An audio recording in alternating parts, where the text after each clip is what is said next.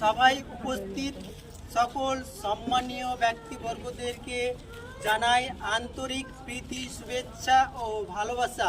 আজকের এই শুভ দিনে আমাকে কিছু বলার জন্য, সময় দেওয়ার জন্য জানাই অসংখ্য অসংখ্য ধন্যবাদ।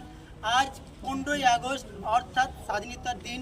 আজ একটি গুরুত্বপূর্ণ এবং স্মরণীয় দিন।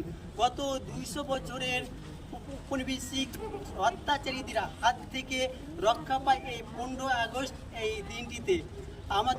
আমাদেরকে স্বাধীন করার জন্য বহু মানুষ তাদের জীবন আত্মত্যাগ করেছেন, যেমন ক্ষুদিরাম বসু, মহাত্মা গান্ধী, মাতঙ্গানী হাজরা, এনারা এই সমস্ত বীররা ওনাদের সংগ্রাম বা লড়াইয়ের ফলে আজ আমরা স্বাধীন। তাই আজ আমরা স্বাধীন ভারতে বাস করি। তাই আমি আজ তাদেরকে এই শুভ দিনে তাদেরকে প্রণাম জানাই। তাছাড়াও আমাদের পূর্বপুরুষদের তারা লড়াইয়ের জন্য আজ আমরা এই দিনটা পেয়েছি।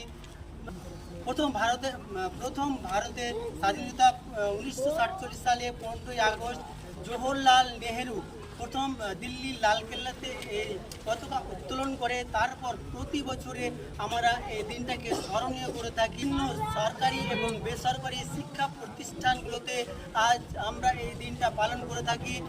আজকের দিনটা আমাদের কাছে বিশেষ স্মরণীয়।